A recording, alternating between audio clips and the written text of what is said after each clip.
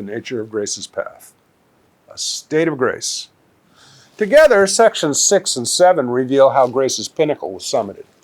The series' earlier lessons were to establish the foundation on which this further storytelling could be told. I am here to bear witness.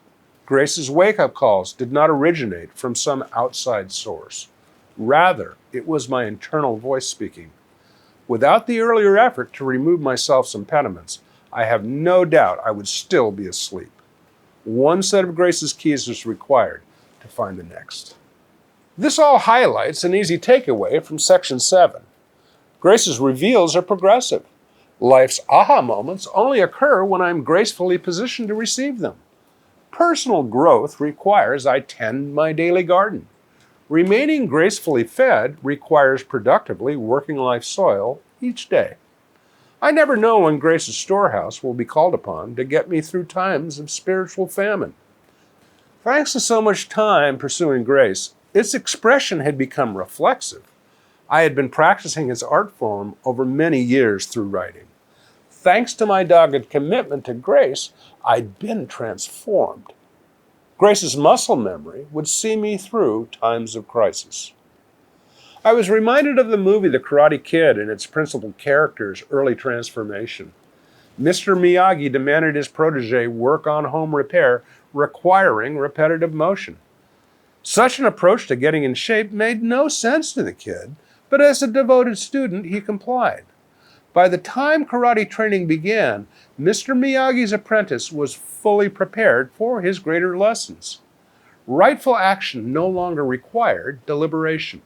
The correct response had been hardwired in advance. The same formula applies to Grace's wake-up calls. We can suddenly see what before we could not. Such a result is neither magical nor divinely inspired.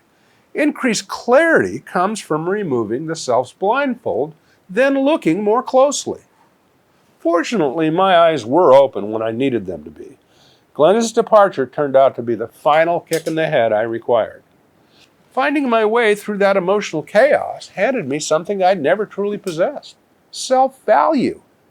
Throughout that crisis, I successfully expressed human transcendence. My attendance to grace not only lifted me up, it carried me through. I finally saw who I was for the good person I'd always been. With such redefinition, I could more readily face life's next turn.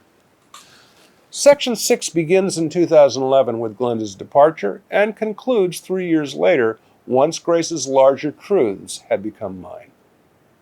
At that juncture, I was standing at life's crossroads. While dealing with Glenda's loss, I was simultaneously confronted with life-threatening prostate cancer.